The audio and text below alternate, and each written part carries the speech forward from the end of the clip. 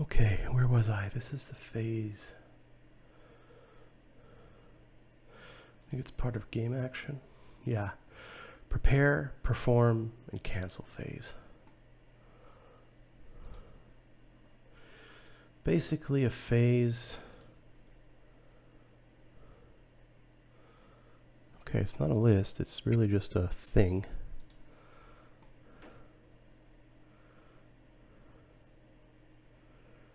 Game action owner. The owner of a phase?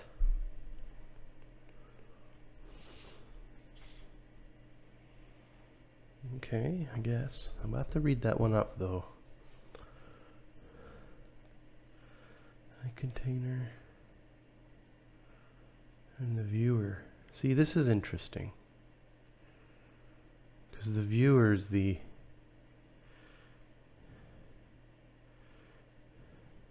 and a constructor. Game action owner. Oh yeah. I container handler. Ooh.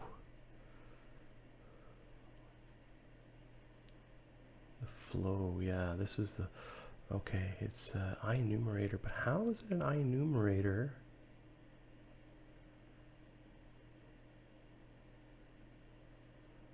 Aspect container.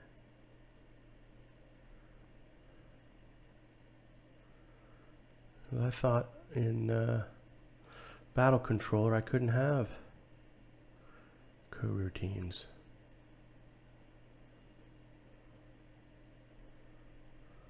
Well, I can't start coroutine, but object reference is required for a non-static field.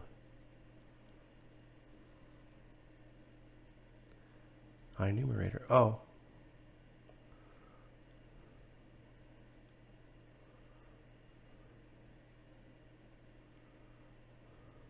What? Okay.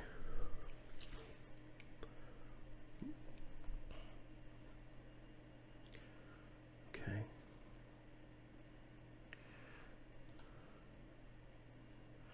If viewer does not equal null,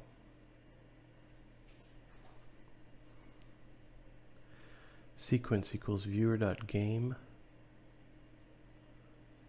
owner.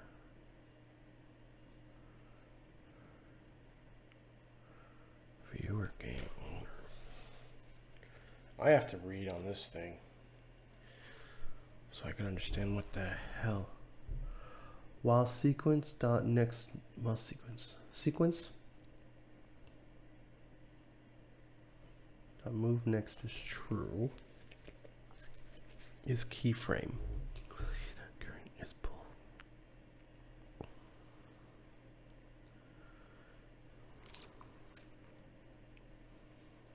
Yeah.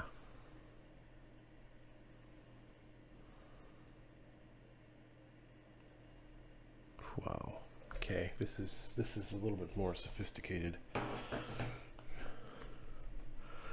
Okay. So those are the phases. But I mean, the phases is all part of that. It's really like the heart of the system. So that's why my brain is exploding here. And the system itself is here. The action system goes through the phases. Each one of these here are phases. Like the begin phase, what is this? Begin and death and complete, like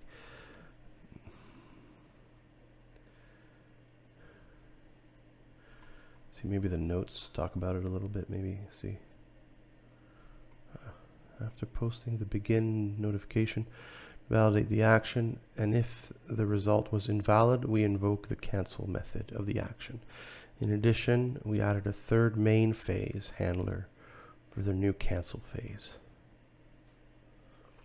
Oh, you see, phase is here, yeah. So it goes through sequence. It goes through the main phase, main. Yeah. Oh. Prepare, perform, and cancel. And then the Death Reaper only gets done when all the actions have been completed. Because it checks if the root action, which is the first action, because what happens is I could do a move, and that move might trigger more actions. Like if I move into a exploding mine or something, then there'll be an action added to the list, like a chained event. That thing needs to blow up. And then that being blowing up might do other things. And then it's, so you could have all these ripple effects throughout the entire thing based off of, a unit moving. As simple as that, right? And what it does here is if I'm back, after all of those ripple effects finally get back to the beginning, if root action, which is the main thing, which in this case what I'm trying to do is just getting to move a tile, gets to that action, and we've done it, then we do the Death Reaper phase, which is kind of like, I guess, applying all the things that happened. Okay.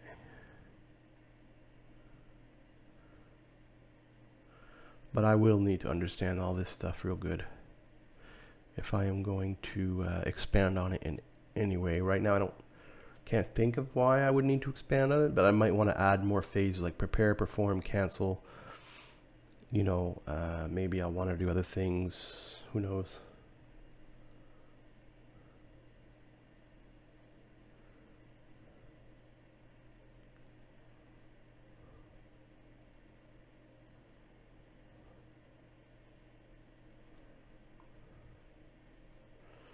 So react phase, what are we at? Main phase. The new decision will be based on combination of whether the action is canceled or not, and whether the current phase represents the cancel phase or not. Imagine a few use cases. False case. If the action is not canceled and the phase is not the cancel phase, then the method should continue. True false case. If the action is canceled and the phase is not the cancel phase, then the method should be aborted. Okay. False true case. If the action is not canceled and the phase is the cancel phase, then the method should be aborted. Okay. True case. If the action is canceled and the phase is the cancel phase, then the method should continue. I'm not understanding what the heck. Of the 4 potential cases I have presented, I can see that I am looking for a condition where one and only one of the value is true. This pattern is called a logical exclusive OR, and C# has a special operator to handle it. Here is what it looks like.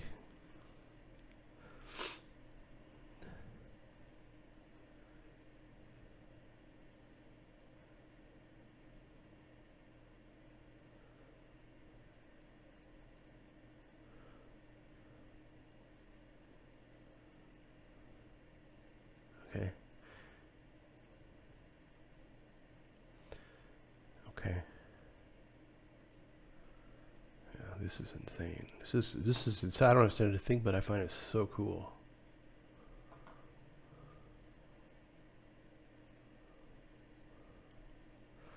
enumerator event phase string notification.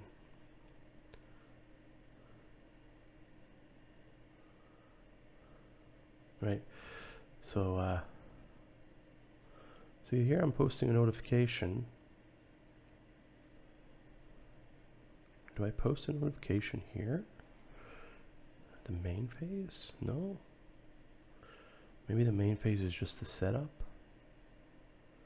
Event phase. Oh. Yeah. Okay. What is the event phase? When does that get called? Oh, that get called at the Death Reaper. The event phase. Huh, okay.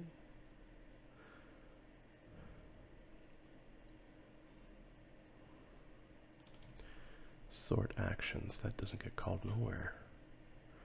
But it is being referenced by... No, it should be called somewhere. It's being... Oh, here. Yeah.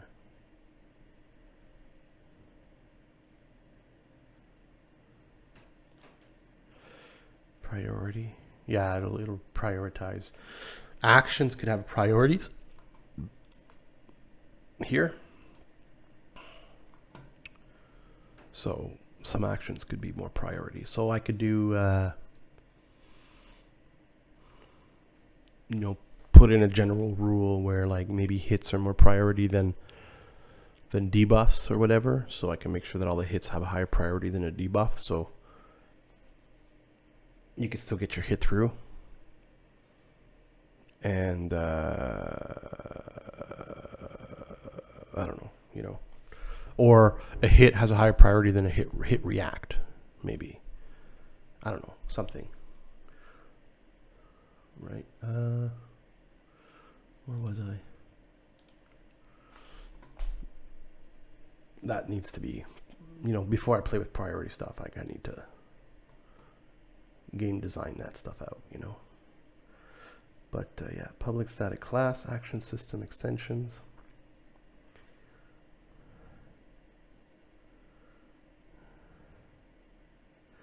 So just to perform add ring, okay. Well, the move is going to be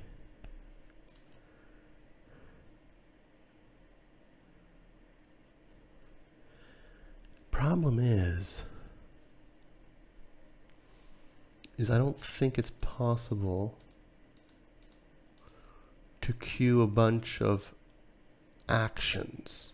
I can't say go from 0 to 1, from 1 to 2, from 2 to 3, from 3 to 4. So I got a whole bunch of like hexes. I could only do from 0 to 1, and all this extra action stuff that is only intended to be from reaction stuff. So a reaction is also a game action.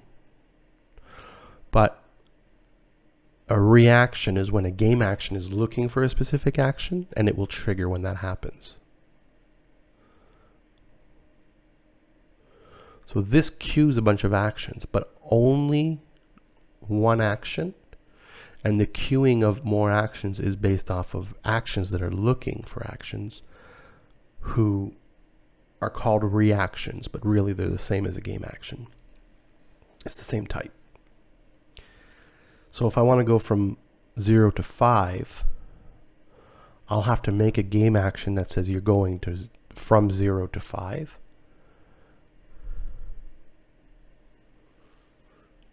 I won't be able to queue from 0 to 1, 1 to 2, 2 to 3, which is a bit too bad.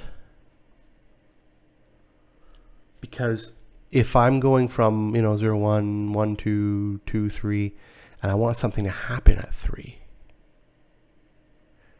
right? I need to check it at that point. Am I going into 3? And if I'm going into 3, that might trigger another action as a reaction to it. And then there's, from this just overall look of what these things are named and what the feel I'm getting from generally there, I could cancel the rest of those move actions.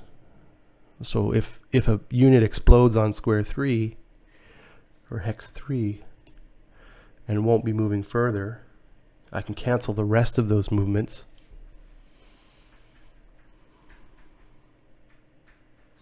So he doesn't go to 5, lands it on 3, but explodes or something, or takes damage because he walked into a bear trap or something. Right?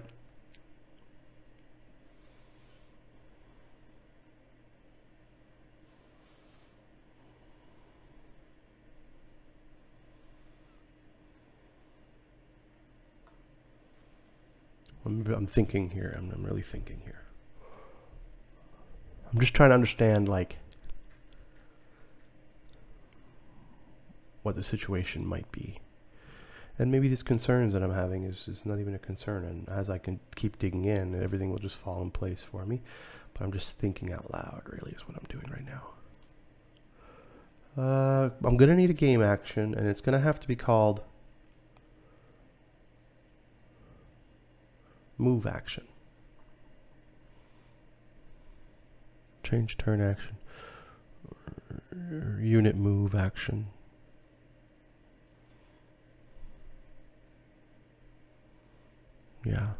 Unit move would be good. Unit move. Do I want unit attack and unit heal? Yeah, or I could just call it a move action. Yeah, move action will be fine. And in the move action, so in this one here, the way it does it is it's checking target player index, which is public. I don't know why. Yeah, I don't know. And that's fine. But what I could do is I could just say, I could do public point,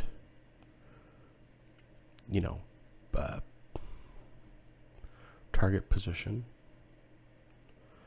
And change turn or move action would be, the point itself, and I just set that. Same as this. I'm pretty sure that's all I need for now. I think what I'll do is I'll just make it right now. Change turn action. Let's see where that is. And change turn. Those are under scripts, game actions. Cool.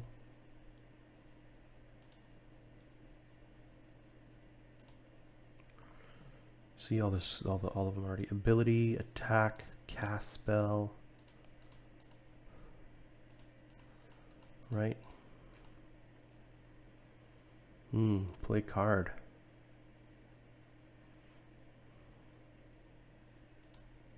Summon minion. Phase. Oh yeah, phase has a game action. No, it's just in that script. Play card is a game action.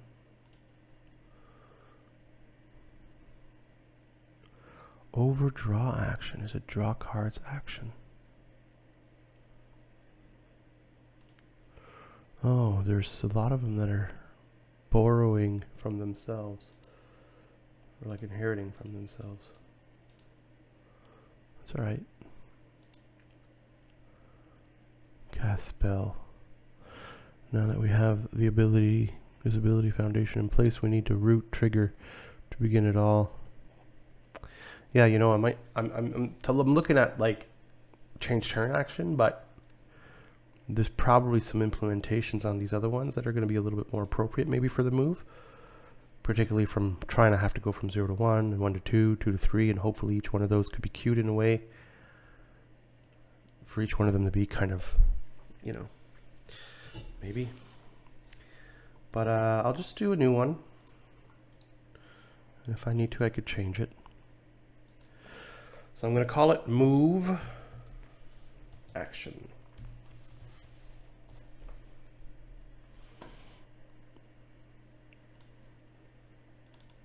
It's going to inherit from game action.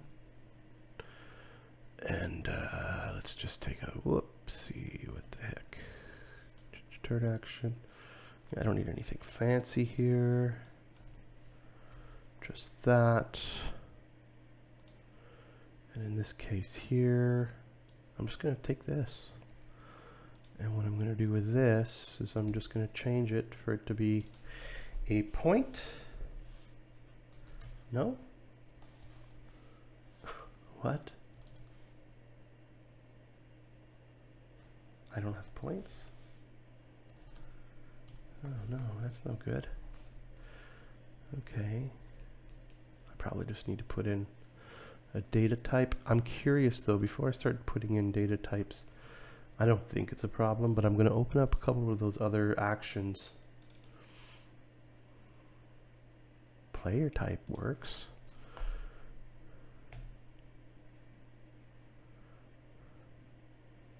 Yeah.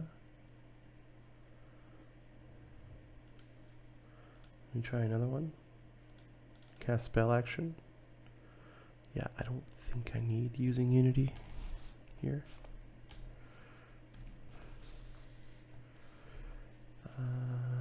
Okay. Yes, using a spell type. Why can't I use the point type? Don't need this here, I don't think. card.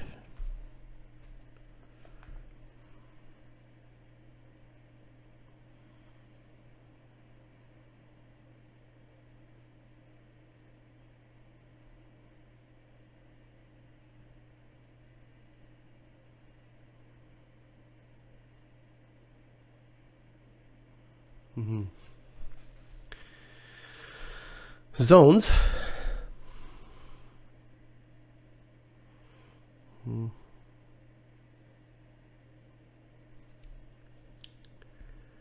Here, I'm just using the liquid fire. What if I do public point here? Does that work? I'm not going to save this, but it doesn't work. Weird. What is it? Huh. Coordinates? Funny. Because I made my own, I thought they'd be part of this, but they don't seem to be part of that. I need point.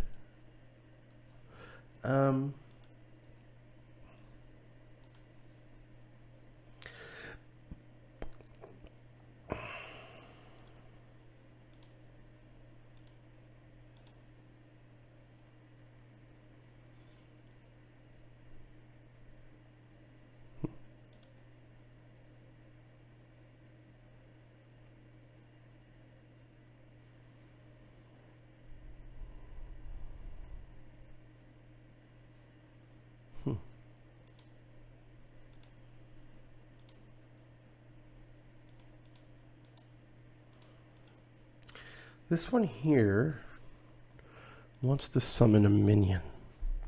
A minion is a card, a combatant, and a destructible.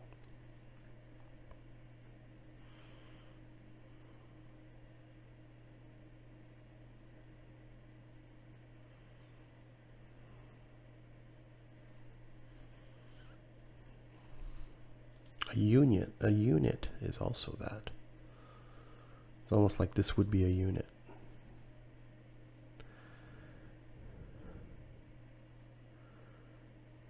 If I want to move a unit. No. No, that wouldn't do it. Public int? Public point?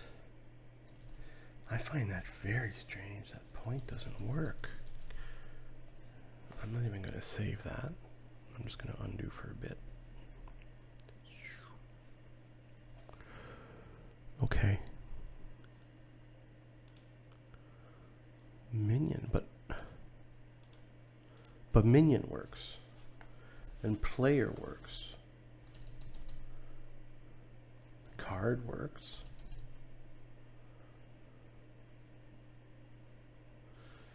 Game action works. Game factory, game, all this stuff. But point? Because I use point in using the liquid fire. The liquid fire dot data types. I don't know if it's in that. That is. Okay. Well, I don't need it here.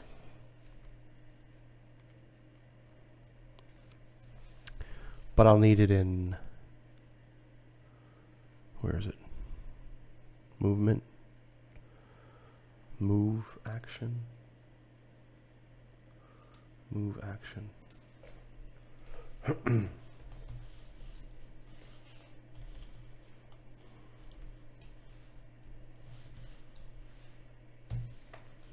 Okay.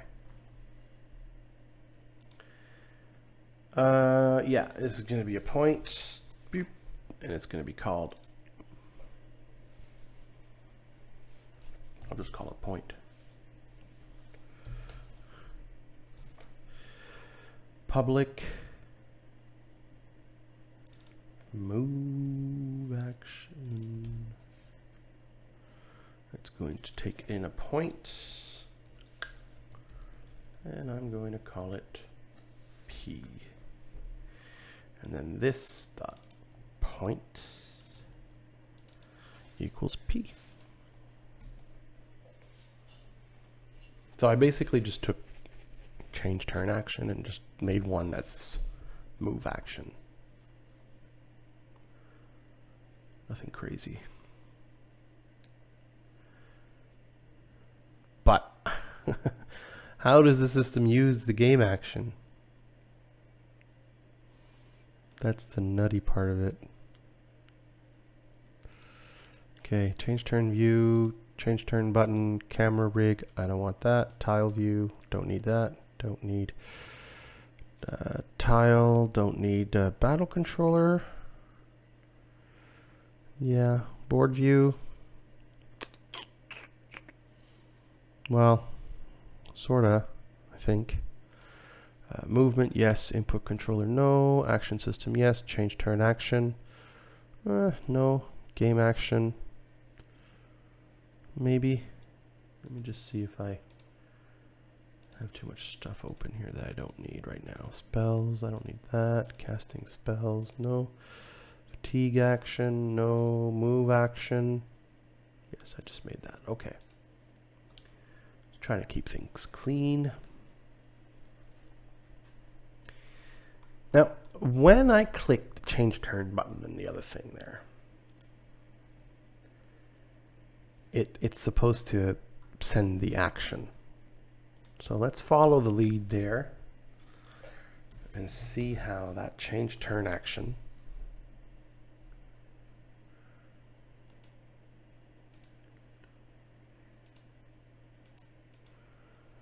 gets done. So we see here, change turn button view, public transform rotate handle, public text ally text, public text enemy text.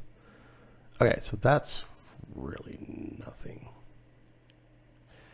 All this stuff here is being controlled by the turn view, right? And the button is probably even calling a script in here. When it's put change turn action, yeah, that's nothing. Okay. So when the button is pushed, here, change turn button press public. So the button would have, the button would have been pushed, and this would have been initiated. So if can change turn, which checks the state machine, gets the aspect state machine. Fine. If state machine dot current state is player idle state, okay, return false. So you see, I could have a button or whatever, and I could check what state. So we've already accessed this stuff here, and this is fine. And let's see here. So if that don't work out, you know, we get out of this here. Now we're going to check something else. var player.game.get matched current player. So the get match is stored in like get match is stored in the I want to say match data or something. Anyways, and it holds this current player index, and it assigns it onto the player. And then it checks, hey, is the player currently this one? Is it not the player? Like, is it not the current player? Okay, so it just checks. It just checks. Can we change turn, or is it the? It might be the computer's turn, right? So if it is the player's turn, and that gets called, and you know, that's fine. var system equals game.getAspect match system, and then the match system, change turn on the match system. That's cool. That's the turn view button. So the way that they're interfacing here is directly with the system by grabbing the game container, because they're calling game get component in parents, right? The game view system dot container, right? So the game view system is really the bridge, and the container is going to give access to all of it. You see, if I go here, see there's a container that gets built here, and then creates a game factory. This is all of it. So in that last example, we were accessing the match system. But there's the player system, network, destruction, cards, minion, like the whole shebang. Theoretically, I should probably have a move system in here.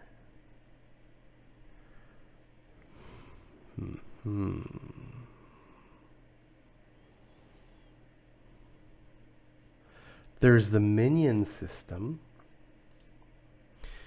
What does that look like? Because minion is like, you got to be thinking like collectible card games, right? Like Hearthstone. You can have minions on your board, right? So those are kind of like your playable characters. So the minion is observing stuff, and it's observing play cards, summon minion actions, play card actions, right?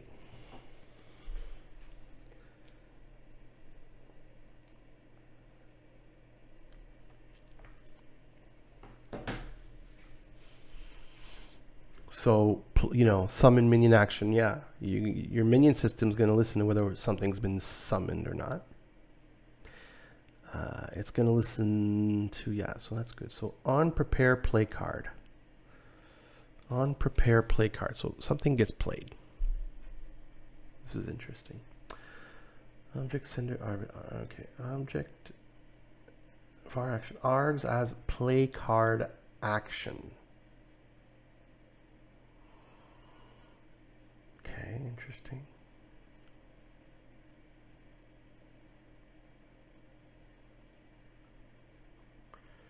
So the minions are going to be listening to all play card actions, but play card actions could be all sorts of things. Could be move, but it could also be a spell. You got right now everything is set up for it to be like Hearthstone. So it could be I'm casting a spell. It could be I'm putting down another minion. It could be that I'm putting down a what else could you do? I don't know. A weapon. You could put a weapon on your hero, right? Var minion equals action this dot card as minion. Okay, so it's checking every of them. And what it wants to do is it wants to check the card. And it wants to check, hey, the card is going to be a minion card. If minion does not equal null, it will summon a minion action. Minion. And the container dot add reaction summon. Okay, so this is a very, because playing a card is really granular. Playing a card doesn't mean it'll get summoned right away, even if it is a summon. Just the act of playing a card could make it so that there's a reaction somewhere else that prevents you from actually executing that play. Which is why playing a card and the actual summon is separate. Right? On perform summon minion. On perform summon minion. So on performance of this now. Same thing. Var card system at this point. Container get aspect card system. Interesting. Let me go see what the card system looks like. Because I'm going to want all of the actions to be a card. And I'm going to want, like, if I want to move the unit, that's going to be a card played. And at the beginning of each turn, I'm going to be giving a new card to each one of the units that represents their play. So let's go see what the card system is doing. All right, list of cards, playable, new list of cards. Okay. Public void change zone card. Yeah. So yeah. Zones are tabletop, deck, different areas the card could actually be.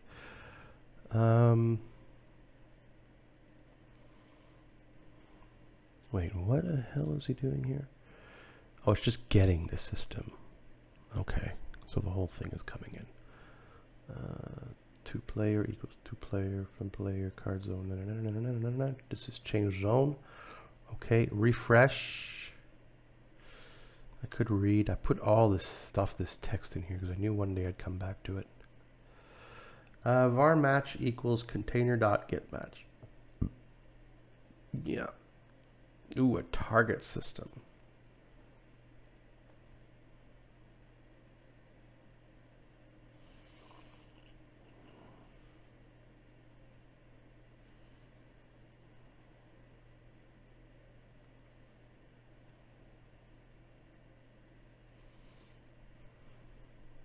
I have to read this because I'm not sure I understand. I already had a method to change the zone of a card in the player system. Okay. Though the method itself was private. Okay. I could have simply made the method public. Yes. But I also decided it might be a good idea to split it into its own system so that all of my systems can be more organized and relevant to a single entity. Okay. This system has been implemented as an aspect. Well, they all are. So it will also be included in the same container as our other game systems. Yes. The change zone method was copied from the player system, but was made public scope. Okay.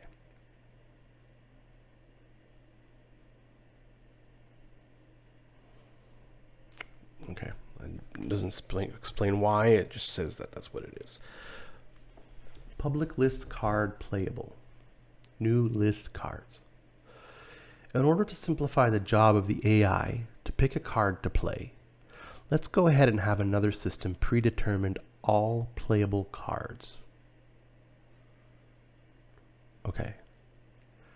As a bonus, this code would also then be reusable in case you wanted to highlight the playable cards in the hand, like we highlighted minions that can attack. Sure. That's cool. I added a new field called playable, which is a list that holds card instances. Yes.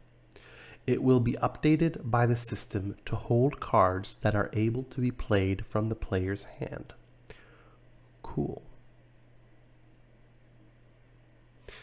We will update the list by calling the refresh method. Okay. See, I mean, here he's updating one area, one zone, like player's hand. And those cards will, the playable cards will flash. That's really cool. I think that would be useful too, like in a tactics style game, maybe. If you could move, if you could attack, or if, something.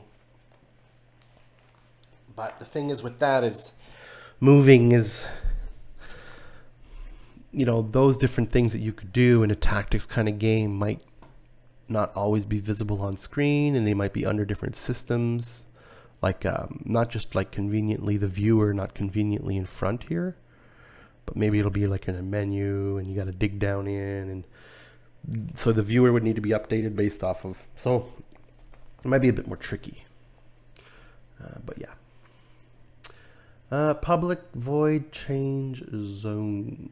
So we were talking about the refresh method, but here we're at so the refresh is here, and the refresh just updates the playable list. Let's take a look at that. Here we clear the list so that we could start with a clean slate and then simply re-add cards that are determined to be playable. We loop over each card in the current player's hand, create a new play card action based on the card, and then validate the action. Assuming the action passes the validation check, we could add the card to our list of playable cards. Note that the created action isn't usually performed unless it is passed along the action system, right? So we were able to use it here as an opportunity to reuse all the validation logic that is already in place. Okay. We will need to update the card system's refresh method, which is up here. No, right here where I'm in it. We will want to pass a control modes parameter based on the mode of the current player, because we want targeted cards for the AI to only be considered playable if they match a preferred mark mode. Okay. We also need to apply the auto-targeting feature of our new system before we attempt to validate whether or not a card can actually be played. That went a little over my head, but okay. So let's take a look. Var match, we get the match. Var target system, container get aspect target system. What is the target system? I'm going to keep the card here, and I'm going to go take a look at the target system. Make, destroy, on-validate, play card, auto-target, get marks. See, this might be like wanting to validate the target in a way where it's like, hey, is that really your enemy? You're going to attack something. Is that your enemy for real? This is probably where that happens. It's probably checking the match data or something, or the player data. Let me see. On-validate, play card. Sender, play action card, get marks, validate, validator, invalidate, validator, invalidate. I'm running through it super quick to see if I do see a player, something player. Target card, get aspect, target, computer, here we go. Control mode, computer, target.preferred, target.allowed. Yeah. Something with this here. Because also in a Hearthstone game, there's only 2 players. And in this particular instance of this implementation, it's only the player and the computer. It's one or the other. So if it's asking here, hey, are you the computer? It's checking. It's checking something about the target. Like, are you not the player? Does this card belong to the computer? Something along those lines. List card, get marks.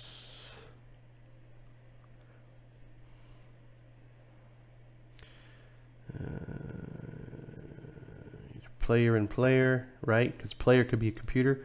Player could also be like local, I think is what they call the human player. For each player and player, var cards, gets all the cards for each of the players. Marks, add range cards, marks. Okay, what does this do? Get marks? What the heck's a mark? Even though the logic for selecting cards will be found in the instance target selector themselves, I decided to do a little refactoring on the target system. Want to make sure the get marks method public, and to make its first parameter a card instead of a target. This way the target selector instance will be able to reuse the same candidate. The get marks method creates a list of all candidate cards that match the specified mark of a target. It begins by getting a list of players that match the Marks Alliance flag, and then loops over the players, appending each player's card. So mark like a target mark. So it sounds to me like this might be used to get the marks for a list that kind of like highlights the enemy players that you could attack, something like that. Get players, get cards. All right, that's the target system. Interesting. I'll keep it around, but I might not really need that one. Okay. Back to the minions. And card system, get match. Oh, we were going to see change zone. I feel like change zone has an animation to it. So there would be a call here. Just remember, what we're trying to do right now is just play the move animation. So this is like a huge thing just to get them, because I have to make them go through the system just to get the character to move. So otherwise I could just code it directly, but I need for it to go through this system.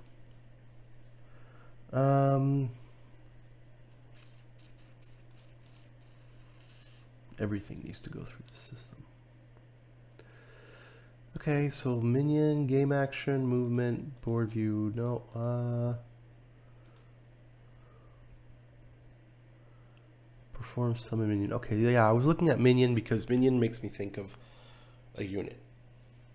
So I want to see what the minion is doing and see where I could plug some sort of movement in. On perform summon, on prepare play card, on validate play card.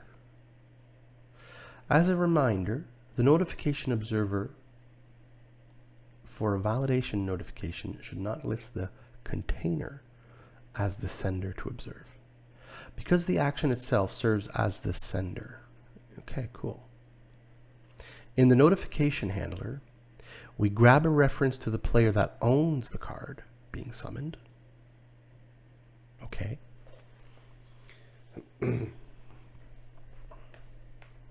Note that I don't grab the current player because reactions, abilities in the future could cause the opponents to summon a card as well. Don't grab the current player. Okay, right, because it's possible that the enemy card might have a reaction for when the player plays something. So he doesn't grab the current player if the player plays something, because the enemy's cards might have the ability to do something based off of that. So he doesn't check the current player. Next, we check to see if the card about to be played is a type of minion. Right. Oops. And if so, that there is still room on the battlefield. Right. If not, we will need to invalidate the action. Okay, so all it does is it checks here, on validate play card is interesting. On validate play card just checks, is it a minion that you're summoning? And is there enough room? Because I guess there's like a max amount of minions you could have on the board. If everything is cool, then I guess it just does it. Well, if not, it invalidates. So it sets it to invalidate. So let's go take a look. Action. Sender as play card action. Our card owner. So it checks the container.getMatch.player.action card owner index. So it's not checking the current player, but it's checking the actual index of the card being played for the owner of that. If action.card is a minion and the card owner, right? So the owner of that card, his battlefield zone, the amount in his battlefield zone is bigger or equal to max battlefield, then forget about it. It's going to go, hey, get the validator. var validator equals args as validator, and the validator will become invalid. So it's going to make that action invalid. Right now I'm in the validator script. This is a new one. And the purpose of this little object will be to indicate whether something is valid or not. And you will find it used in as the validate notification. But if necessary, can become invalid. Invalidating things will not ever become valid again. It is a one-way flip. Okay. Validator extension. Thanks to the new validation notification function we added to our global class, it will now be easy to add an extension so that any object can have a method to validate itself.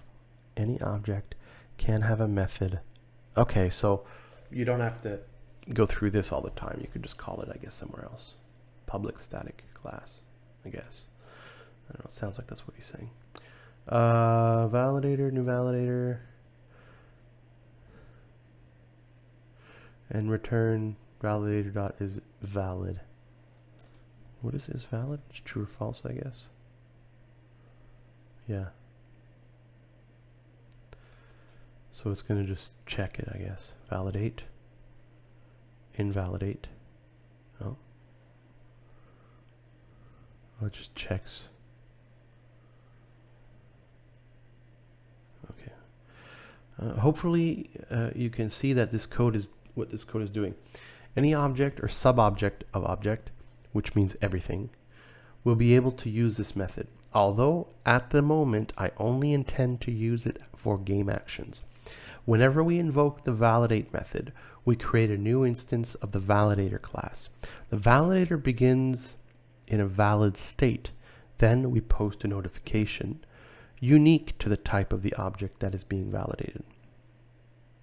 Oh, what? We create a new one. It always starts valid.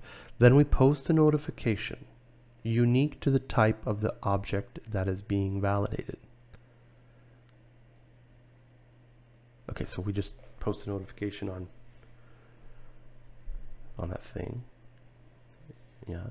Any observer of the notification could grab the validator. Any observer of the notification can grab the validator as the argument of the notification, okay, and cause it to become invalid. Okay. After the notification, so I could like make anything. Like I can make anything cancel a card. Spell, tile that you're in, whatever. After the notification has been posted, and all observer handlers invoked, yeah, then we simply return the current value of the validator is valid field and only observer, and then we simply return the current value of the validators. Okay, and if it's only a one-way flip, see, I'm not sure if this is just a one-way flip, but up here it's only a one-way flip. So if there's like 4 things listening for that, and then all but one would normally return invalidate. You don't want the other 3 overriding that one that says invalidate. So one of them sends invalidate. It's only a one-way flip. The whole thing is invalid because one of the 4 conditions that was listening to this was true for it to be invalid. I think that's the idea.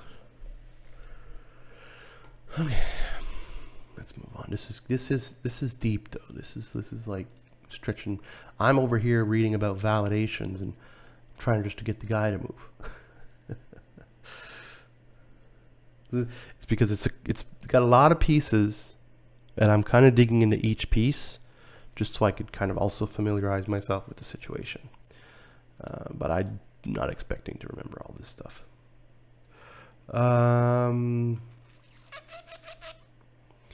Action minion system. Okay, so we were here on validate play card. So yeah, so anything could check the validation is what that validation thing just said. So right now the minion system is checking. For additional variety, to show the ability system that can be reused on non-spell cards, let's also do a quick update on the minion system. We will simulate Hearthstone's Battlecry ability so that the minions with the abilities will trigger their ability when they are summoned. Battlecry, what does that do again? This is really only a placeholder version and ideally would include another level of indirection, such as by another action called Battlecry. Just like we had another level of indirection on spells to actually cast the spell. And the following method. Add the following method. Okay. Post summon ability. Battlecry. I think it's a... Battlecry is a...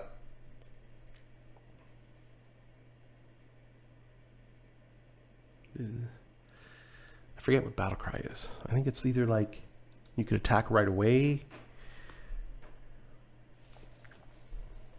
Let me just look it up. I'm curious. It's just one of those kind of things.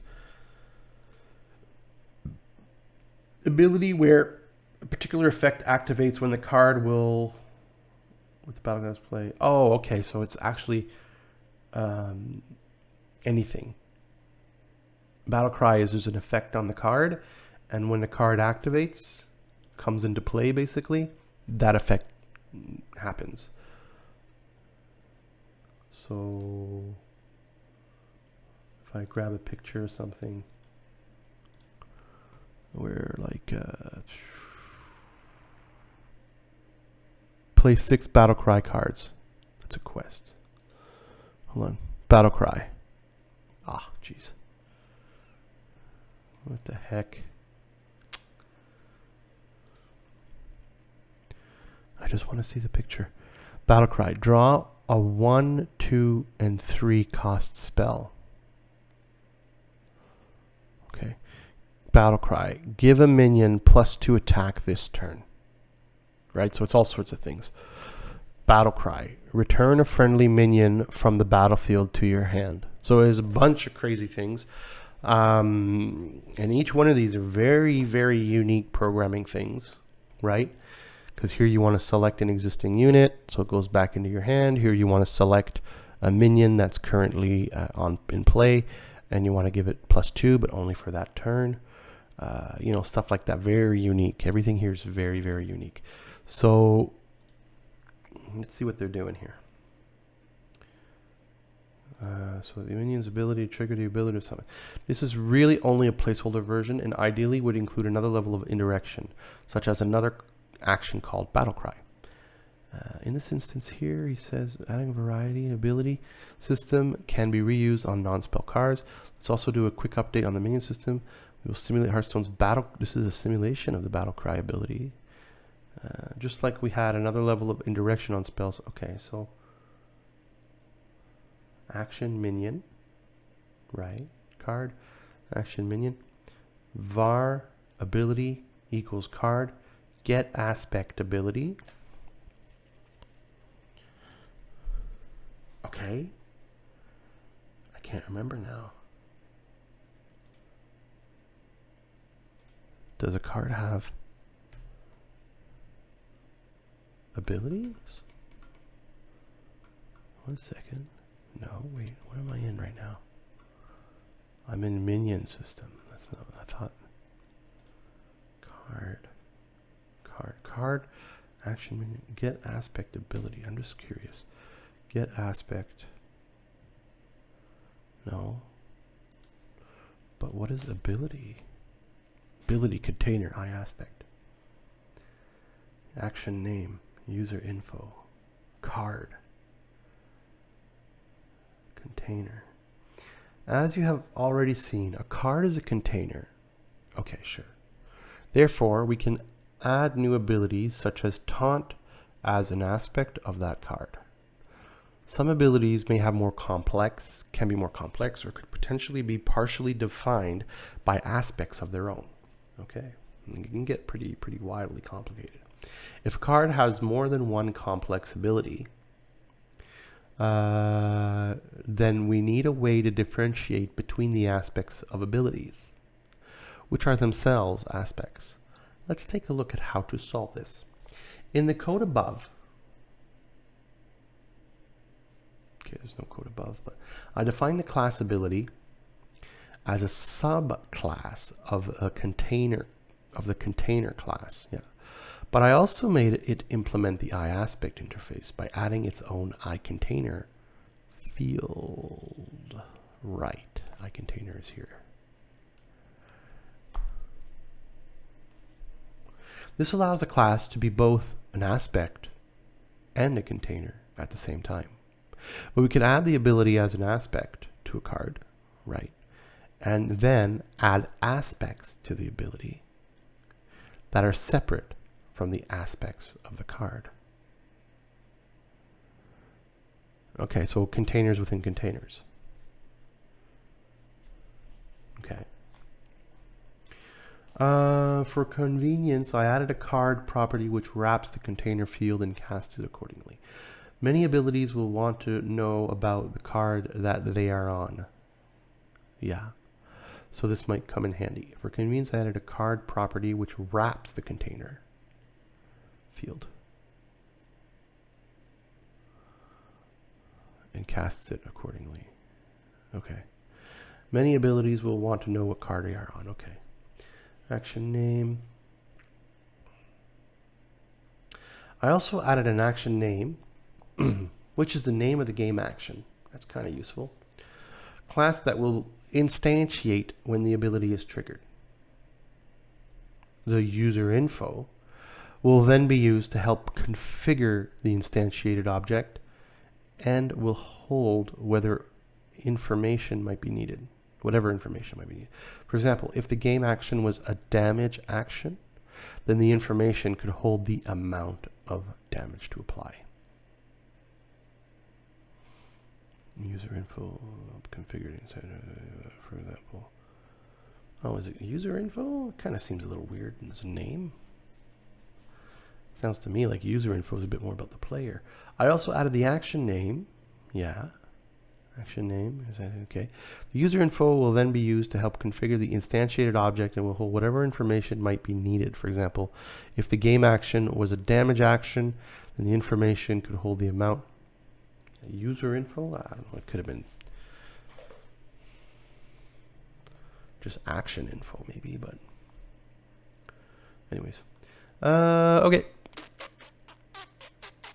So abilities are containers with containers of a bunch of crazy stuff. That's pretty much what I got from that.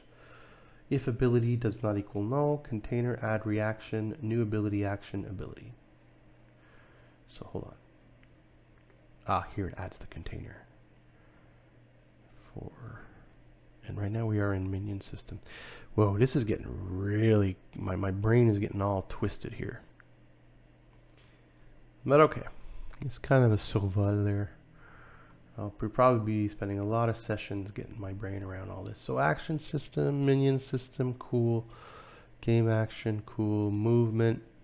This is the normal movement where I'm going to have to do all sorts of craziness. So let's go back to the button. Change turn view. So, can I change turn? Change turn button pressed. If, can't change turn. Yes. Get the match system. Yes. System, change turn. That's all there is to it. Can I change turn? Change turn. That's all there is. This other stuff is, when this stuff happens. So here what I do is I plug into the match system and I say, make it happen. Change turn. Now that goes through the entire action system, and eventually what happens is there are notifications that are received from that system on prepare change turn. No, just on prepare change turn. Okay, so when on prepare change turn happens, it pops in here again and it starts saying sender args. What are we sending? What are the args? Nothing? Okay, var action equals args as change turn action. Action.perform.viewer, change turn viewer.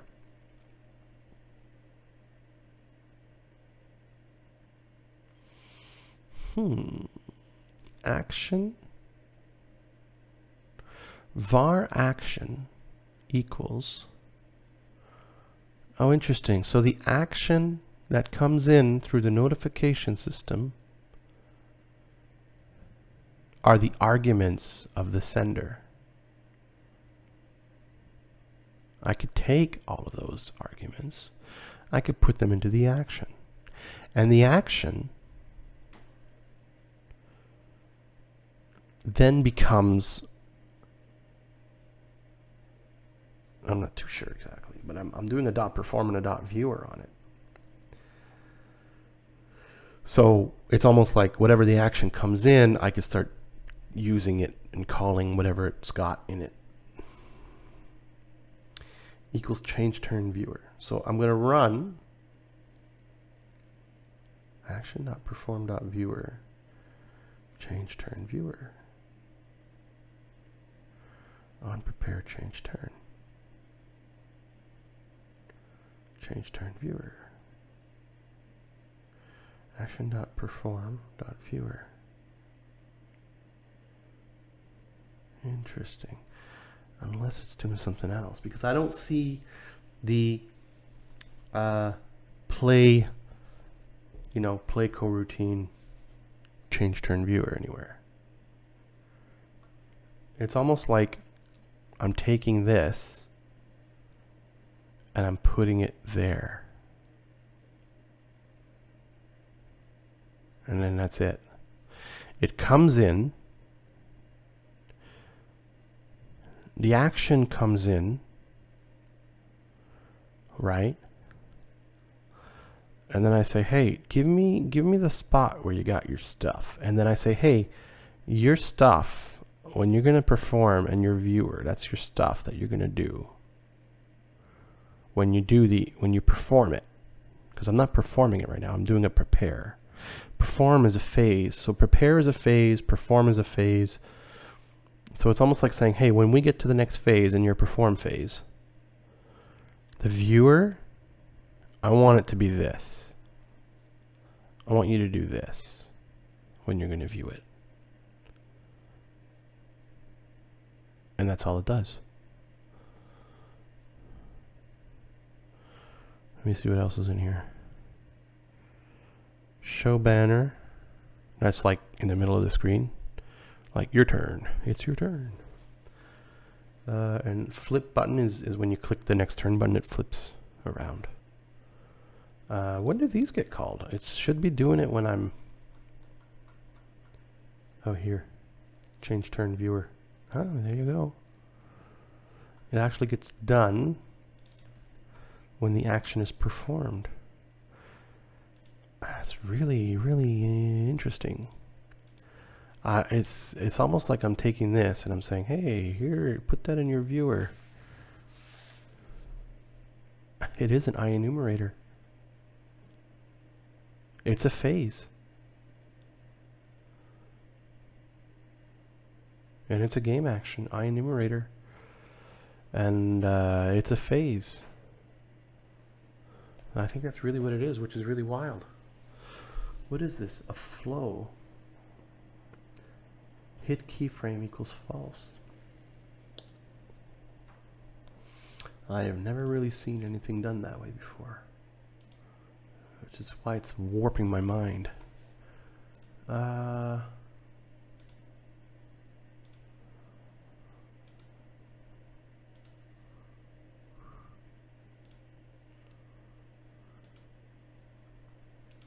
lost. Where is it?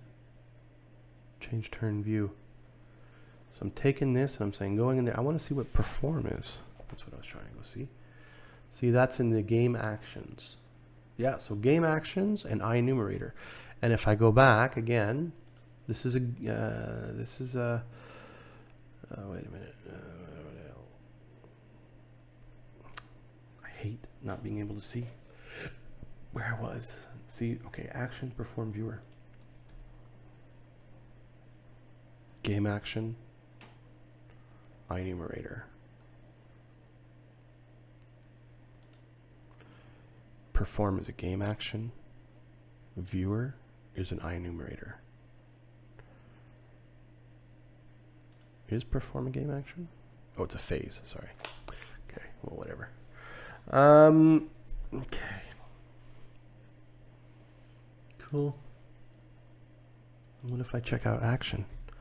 Action is a variable name. I don't think it's going to bring me anywhere. No. Yeah, it's a variable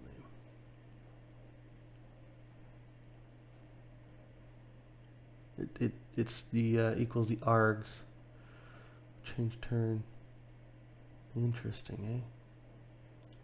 Change turn action, and then this there's nothing much. It's just that, yeah.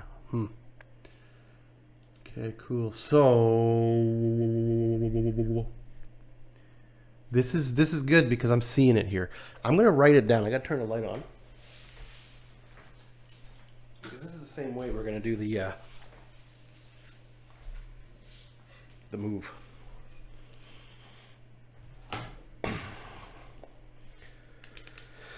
So what am I gonna write down?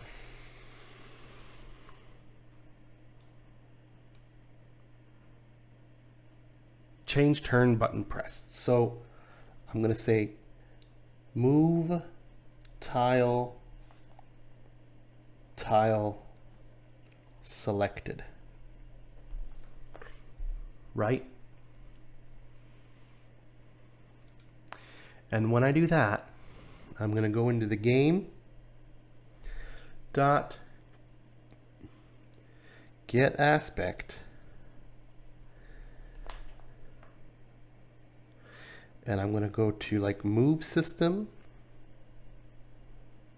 which I'll need to make, and then I'm going to do system, that's system equals, and I'm going to do system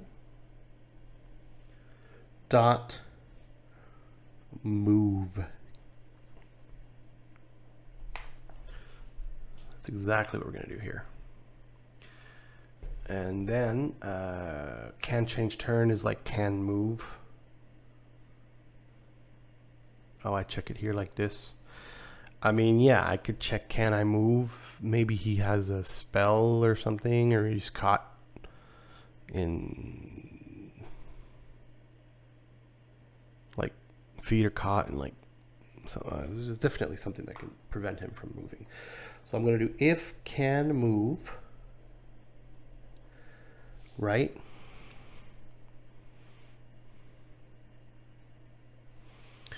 And then basically we'll have another function bool, which just checks can move, right?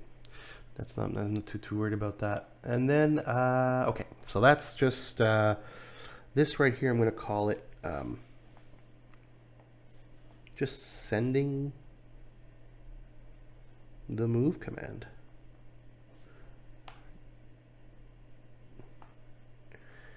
That's all it is. And we are in mono behavior. Yeah, this is the viewer.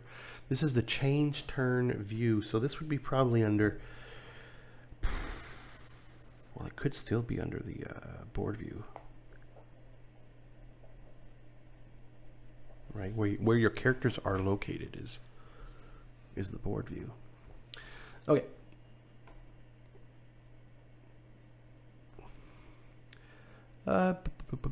Good. Now, here's the situation. This on prepare change turn, on prepare change turn. See, if I read the doc there, the stuff is doc. Prepare stuff is probably just setting things up for it. And the next one, the actual perform, is probably the next frame. Or frames, if there are multiple actions. I don't know, whatever, how that works, and that way everything is in place and properly ready. You know, I don't think I need to write all this. It's pretty straightforward. Ultimately, I do a sending the move command. Then what I do here is I gotta make sure I get the game system, right? Get it. Observers. So I need to set up the observers. Right, so we want to listen to global prepare notification move action. Global prepare notification.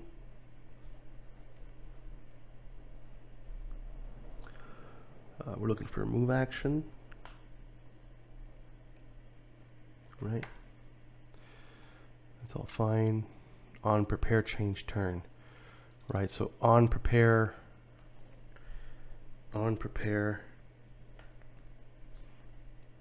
move action, right? And then what we'll do is we'll also need to know which character is currently selected. That'll have to be in the move action. So that will probably need to be sent here in the change turn button pressed, right? We'll go into another system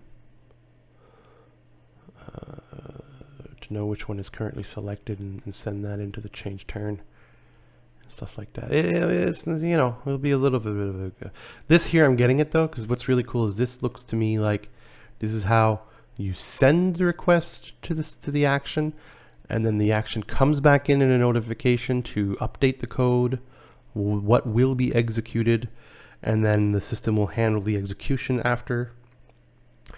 And that's it. And it'll finish off with the end notification stuff, and that looks to me like that's all it is.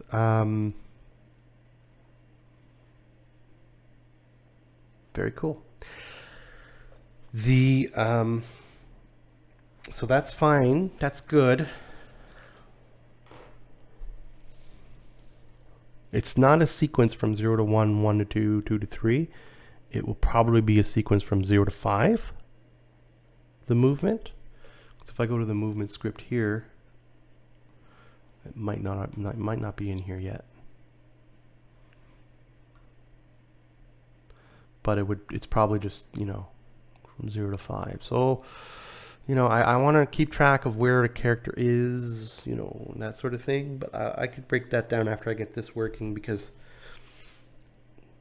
this is already a big one for me to wrap my head around. So, move action, point.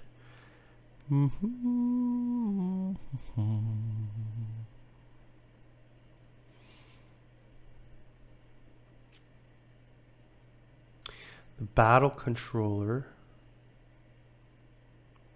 at one point somewhere, it grabs the active card view.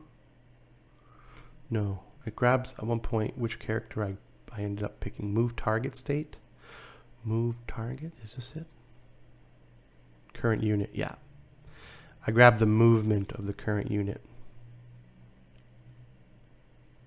Yeah.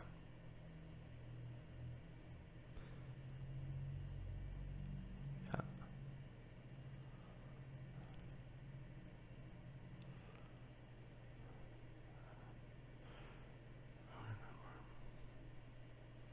Right, okay. I feel like half of this should be freaking... and which one is down here? Select unit. Oh, select unit. This is where I select the unit. So when I select the unit... Oh, the move sequence is where it's at. When I select the unit, I go current unit equals unit. So I have the current unit that I could use for the move. I'm not going to start the coroutine in here. I'm going to listen to a notification that the move sequence is complete.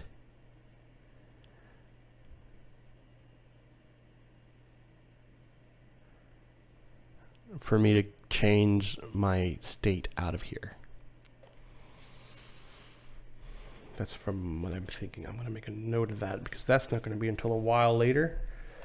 And I'm going to probably forget that. It might not be the best way to do it, but I want to here, when I get back here,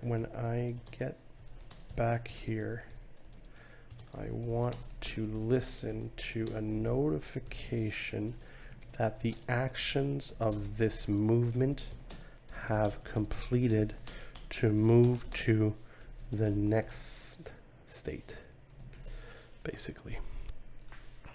That's what we have to do. And I'll figure out what notification that will be when I get there. Okay.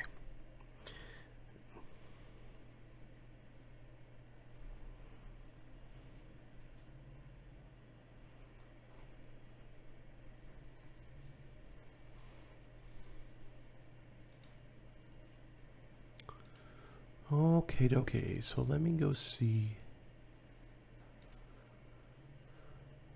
It was, what one was it? Change turn. I need to make this into change turn view, movement view, maybe?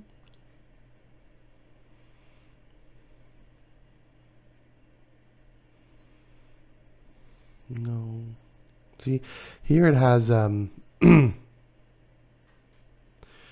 change turn button view. See, here it has like actual mono behavior scripts referenced into like the inspector directly into it. The board view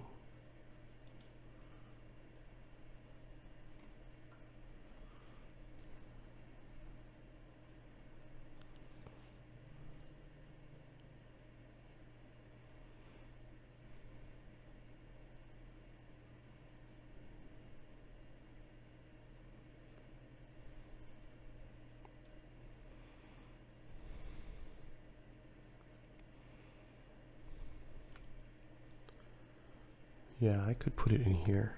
I'm just wondering if this is, but it makes sense to me to have it in here, the board view. Movement. I mean, it'll be a big script if I start putting everything in the board view. But, you know, okay, I'm going to come back. I'm going to make a note here. I'm going to say put, I already had a note here, put board view. Cool. So I'm going to put the, what is this called again? Change turn view.